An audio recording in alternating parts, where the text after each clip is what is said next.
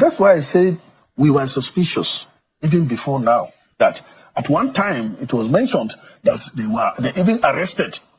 I think it was this Bureau de Change people that are involved in funding terrorism. Why are they getting the money? Nobody said anything, and that was it. And even those that were arrested, you just hear the arrest and to some extent parade them, and that's it. So guys, the truth is beginning to unfold. The question remains, why are so many leaders in the north quiet over what is being exposed now? I mean, funding of Boko Haram in the north with American dollars. Why is it that we have northern politicians who have appeared to be very silent over all this?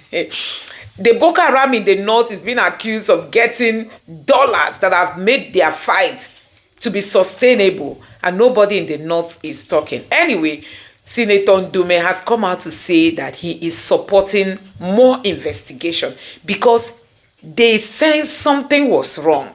They sensed it, but they didn't know that it was actually happening. But they sensed it. Don't forget that a former minister came out to say that some villagers came to give them tip-off that there were planes coming from foreign planes, coming down in their area, distributing arms, money, and other kinds of things. They were giving this tip-off, but they didn't take it seriously. Now, America is exposing all that is happening, and Senator Ndume is also confirming that they suspected it. There were some things that they sensed were going wrong in the north that is helping Boko Haram fighters. So guys, I'm going to allow you just take a look at what Senator Ndume has got to say in this video. Take a look for yourself. What are your people telling you? I see pictures of you with the local communities. And some of the reports that we get on the ground as to the veracity of foreign influence or backing or funding of this terrorist organization on Nigerian soil. What do the locals tell you as to some of the scraps of information that we could gather? And that's why I said we were suspicious even before now. The CDS, the COAS, the Chief of Air Staff, all of them have served at one time in the theater, what they call it the theater, that is in Borno, Adamawa, and Yobe, which is the epitome of Boko Haram. And they have been suspicious about the activities of the NGOs in those states. Because if you see even their vehicle, they'll draw AK-47 and cross it, that there's no gun. But they go to people with gun. And then they go unsupervised. They don't want to account to the state government. They don't want to account to anybody. I understand they don't even account to ministry here in the Federal Ministry of Humanitarian, where they're supposed to be working together jointly and, reporting. So we have been suspicious of their activities, even though we needed that help. But then not at the expense of the security of our people. As I told you, the statistics we have is that over 50,000 people have been killed. Over 2.5 million people have been displaced. And right now, as I'm speaking to you, we have refugees, Nigerian refugees, in Niger, Chad, and Cameroon for 10 years. And this thing continues unabated. In fact, recently, where I went home, they killed, I think 6 people as a result of the use of EIDs. They told me that these people came with new Toyota Hilux. And this, they call it Samsara, or that, and that are not common here in Nigeria. They have new AK-47, and as I told you, at one time, you see Boko Haram with AK-49 and brand new rifles. And they don't have airport. They don't have a seaport where you think that it's being smuggled through the... So the activities are actually something that the Nigerian government needs to be interested, especially with this revolution. So the question here is that, if there are no funding heavily from external forces or internal forces, you don't think that Boko Haram would have festered for this long? Yeah. And besides, not only that, even if they don't have funding, our own security agencies must be properly funded. And their spending, yes, and their spending or budget allocation should not be discretionary. It should be something that if you budget 1 million for the army and you release the money, if you cannot release the 1 million naira at go, you have to release it maybe twice, 500,000. That's the example. As it is now, if they have 4 trillion, security is very important.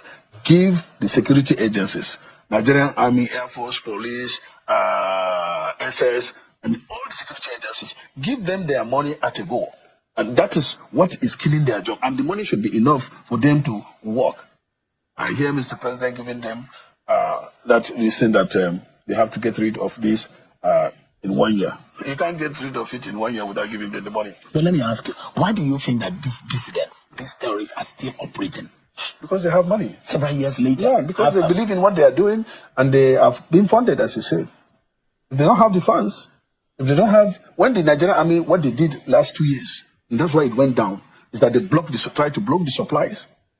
That's why they have to come and be scavenging.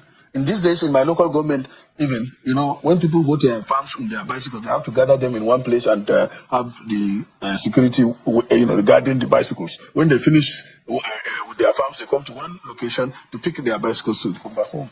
They steal bicycles. They steal food. But there are no, in Borno State, for example, in your senatorial district, Boko Haram is not holding any territory. No, not to say, but they go and come back. Yeah, they what they do is hit and run, and in fact they have their own route that is known. We have 3 black spots: the Sambisa, the Lake Chad area, and of course the Mandara Mountains. Boko Haram those are the 3 black spots, and their number have gone down. Their level of attack has gone down. But these days I'm worried, and that is because the Chadian government and the Niger government have sacked virtually to say Boko Haram, except for those that are coming from Mali, Burkina Faso, and so. But in their areas bordering Nigeria, they make sure they push them out, and that is the result of us having problem in Northwest now. The Lakura, what did they call them? The Lakurawa. The Lakurawa. You understand? And in Borno, those that are in the Lake Chad fringes, and thank God, you know what? Just a few days or 3 days ago, they are fighting themselves. The ISWAP and Boko Haram are fighting. In one of their encounter, I understand they lost casualties, a lot of casualties. On both sides. On both sides. And so when the Nigerian army took advantage of that also, to go after them. I believe strongly that if the Nigerian army or the Nigerian security agencies are well funded, especially with this team now, Christopher, Abubakar, and the Olorere. These are people that know that terrain, know what it takes. There has been a lot of efforts by leaders within the region, and I'm wondering, are these efforts really yielding results? I'm talking about northern leaders, religious leaders, political leaders. Is there truth in the effort in quenching or ending permanently this scourge that is affecting the local communities? Nobody wants insecurity. The elders have been talking, the elders have been supportive, but that's the best they can do. These people are out there, they don't listen to elders. In fact, they kill elders. Some of them kill even their parents. And they're still using innocent citizens in the state, isn't it? They're still converting them for Boko Haram purposes. Well, for that one, we have small incidences of even the repentant Boko Haram going back again. We have those incidences. But normally, the funding has gone down and the supplies have cut off. But even now, they still infiltrate the people. I think they recruit more of informants than the foot soldiers now. Their number is going down. Not many people, unlike before when they had a lot of money, they come and rob banks and all that.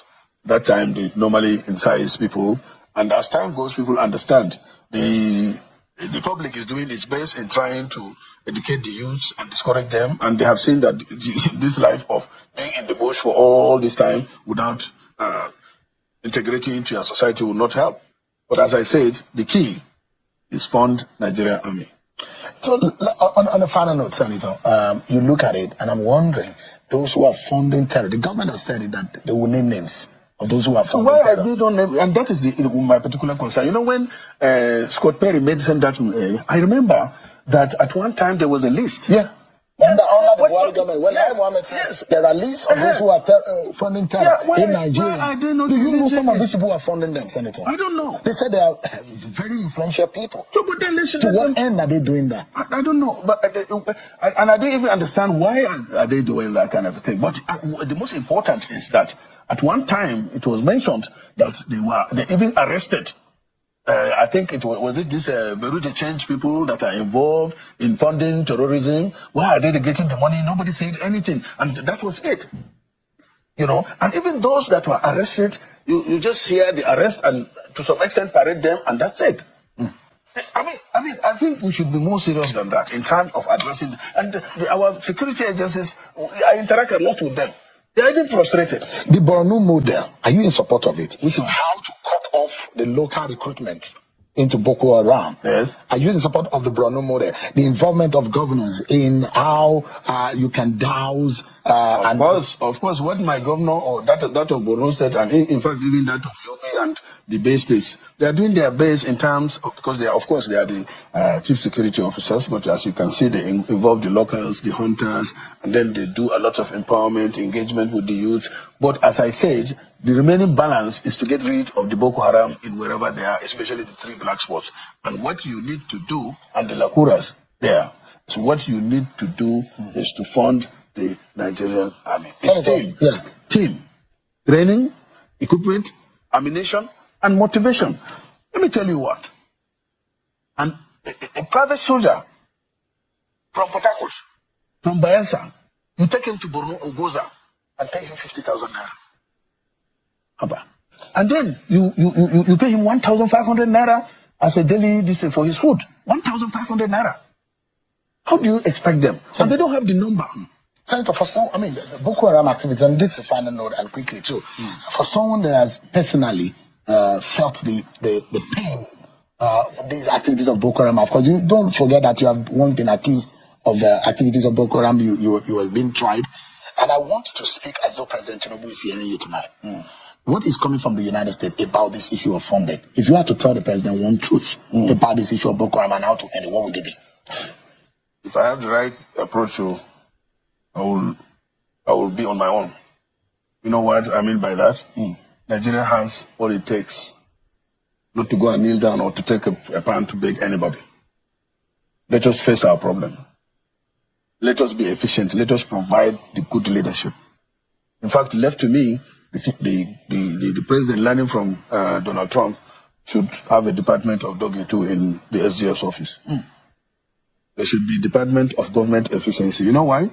The problem of this government is not Tinubu. The problem of the government is inefficiency. We have a budget and he signed on to it last year. Only 30%. That is if they achieve that and they implemented. He brought an ambitious budget now of 54 trillion. And we are in February already. If they cannot implement 37 trillion in 12 months, how can they implement 54 trillion in 1 year? We spent $697 million of the taxpayers' dollars in Afghanistan, including $534,719,000 in change from USAID in Afghanistan. I don't know what we think we're going to change in Afghanistan. We lost 22,000, lost or wounded 22,500 Americans in Afghanistan over the course of our term there in the war, spending over $2 trillion. We're just going to keep on spending because somehow we think it's going to get better. And if you're wondering who's in charge of Afghanistan getting the money, and that money I just mentioned, the $697 million is on top of, and is in addition to the weekly to every 10-day shipments in cash of $40 to $80 million.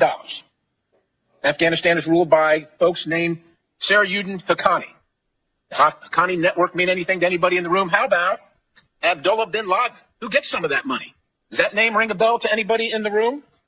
Because your money, $697 million annually, plus the shipments of cash funds madrasas, ISIS, Al-Qaeda, Boko Haram, ISIS Khorasan, terrorist training camps. That's what it's funding. If you think that the program under Operation Enduring Sentinel, entitled Women's Scholarship Endowment, which receives $60 million annually, or the Young Women Lead, which gets about $5 million annually, is going to women who, by the way, if you read the Inspector General's report, is telling you that the Taliban does not allow women to speak in public. Yet somehow you're believing, and American people are supposed to believe, that this money is going for the betterment of the women in Afghanistan. It is not. You are funding terrorism, and it's coming through USAID. And it's not just Afghanistan, because Pakistan's right next door. USAID spent $840 million in the last 20 years on Pakistan's education-related program. It includes $136 million to build 120 schools, of which there is zero evidence that any of them were built. Why would there be any evidence? The inspector general can't get in to see them. But you know what? We doubled down and spent $20 million from USAID to create educational television programs for children unable to attend the physical school. Yeah. Those are the words of the U.S. lawmaker, Scott Perry. And this was an inquisition into the activities of USAID, and there's been some kind of a clampdown or so on that organization, that aid organization, since President Donald Trump got it back into office. Tonight, I'm being joined by a former chair of the Committee on the Army in the Senate and senator representing Borno State, one of the states that is hard hit by Boko Haram, and one senator that knows so much about the activities of this organization based on the impact on its communities and the communities within its senatorial district. Senator Ndume is live for us here in our studio. Thanks so much, Senator, for joining us tonight. Thank you very much. Senator, these are heavy allegations, perhaps not verifiable at the moment because they're not coming from sources from the American government directly or the agencies of American government, but these allegations coming from a United States congressman, a lawmaker in the United States. How worried are you about those information, especially because Boko Haram as an organization is mentioned in all of this inquisition? This development is, as you said, is very worrisome, especially because one of the organizations, the terrorist organization mentioned by Scott Perry, is Boko Haram. And Boko Haram has ravaged not only the Northeast, but even Nigeria. You can remember Boko Haram bombed the police headquarters and the UN office in Abuja here. And the casualties is enormous. So Nigerian government must be interested, and I'm worried. But the Nigerian security agencies have raised this indirectly several times. And even the Borno State government was wary of the operations of the NGOs. And I remember during the period of Buratai, Nigerian Army got intelligence and even raided at one time the office of United USAID or United Nations in Maiduguri. You remember that? And there was a time also the governor, got intelligence and raided into one NGO that were providing training to some of their staff on how to use guns. And we have been wondering for all these years, where are these people getting this money that they do, besides the raid and the kidnapping that they do? And it's worrisome. And now that the United States congressman came out, Scott Perry, to speak about this, he can't say it's just an allegation. It's more than that. And that's why Nigerian government and the National Assembly especially needs to look into it to verify, investigate and verify the veracity of such weighty, very weighty allegation. You remember what Boko Haram did. I wanted to give the public a remembrance of the figures that we lost. Boko Haram killed several people, destroyed several properties, displaced many people, and then cut off the source of livelihood to most of our people. Statistically, they say it's about 50,000 people have lost their life, but I guess these are the figures that are accountable. But 2.5 million people or above have been displaced. Right now, we have up to 400,000 people from the Bay State, Borno, Adamawa, and Yobe displaced in Niger, Cameroon, and Chad. Even now. And more than 1 million children are out of school in the Northeast, especially the Bay State. The Bay State is Borno, Adamawa, and Yobe. And you remember the case of the Chibok girls. 276 of them were abducted. And up to now, we did not find all of them. We find most of them, actually. And when you look at the figures, it's worrisome. Scott Perry said, at one time, they're spending $697 million, and that translates into over 1 trillion naira.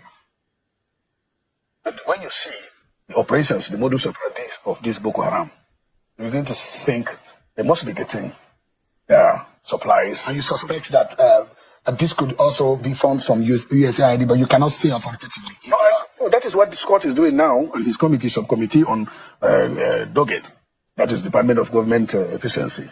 They started the inaugural hearing was on Thursday, that is the day before yesterday.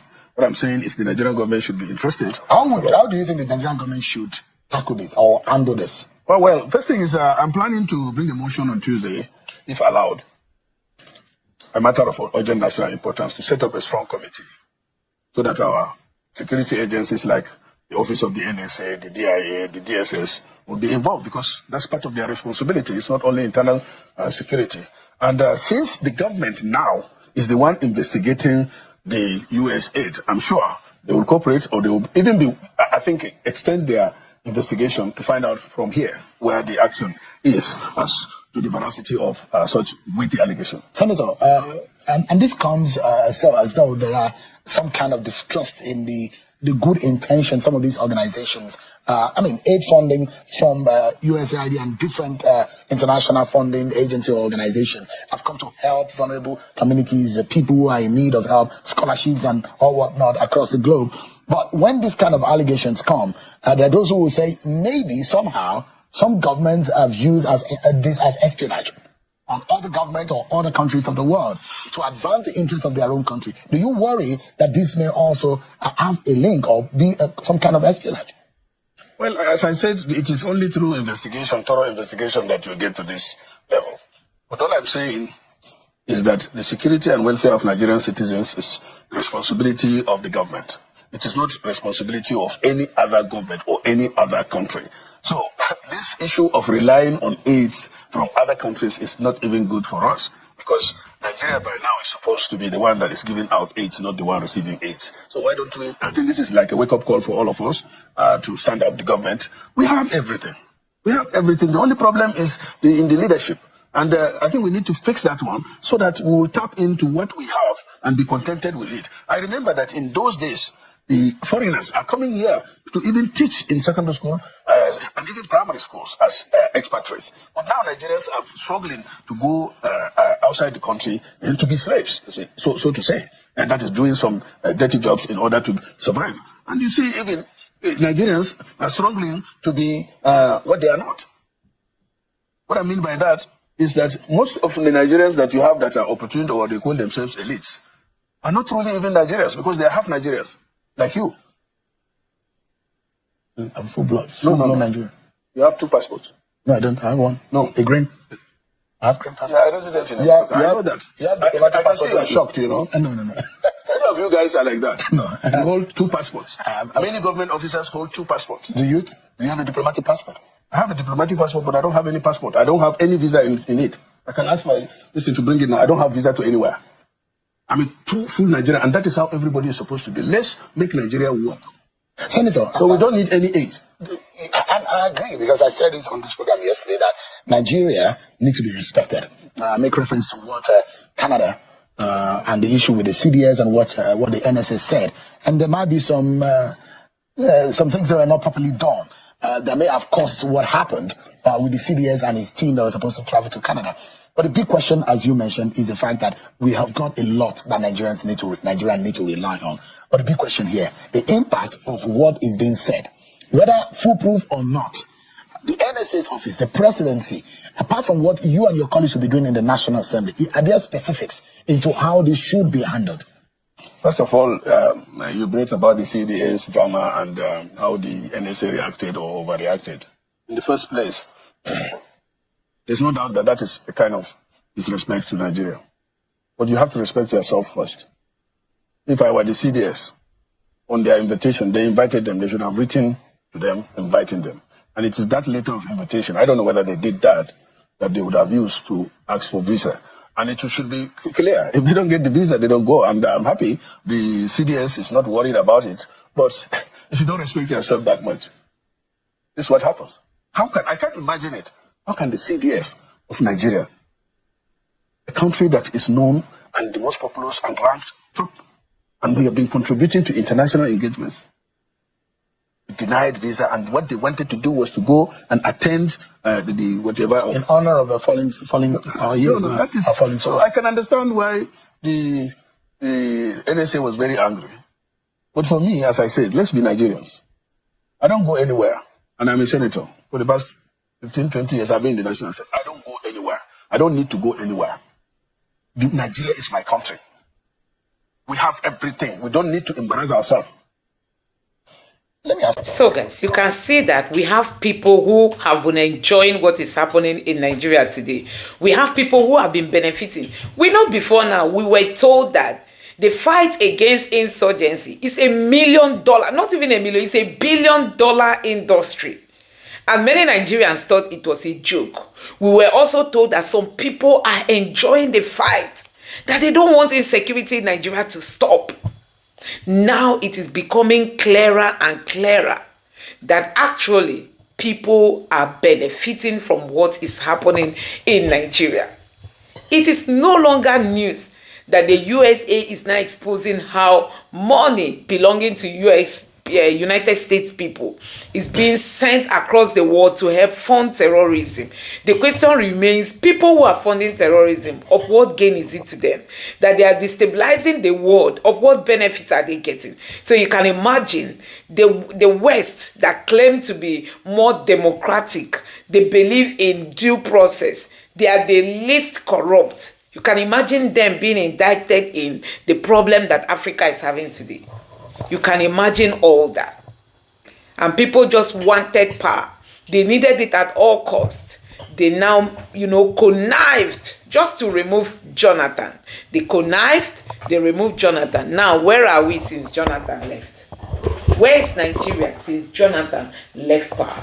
Everything has continued the way it is. There's nothing different from, even it has gotten worse. Don't forget that under Buhari, we're told that Nigeria has been taken backward 100 years backward. And now under Tinubu, I don't even know if it's 200 we are going to get to, because guess what? People who were eating under Buhari are no longer eating today.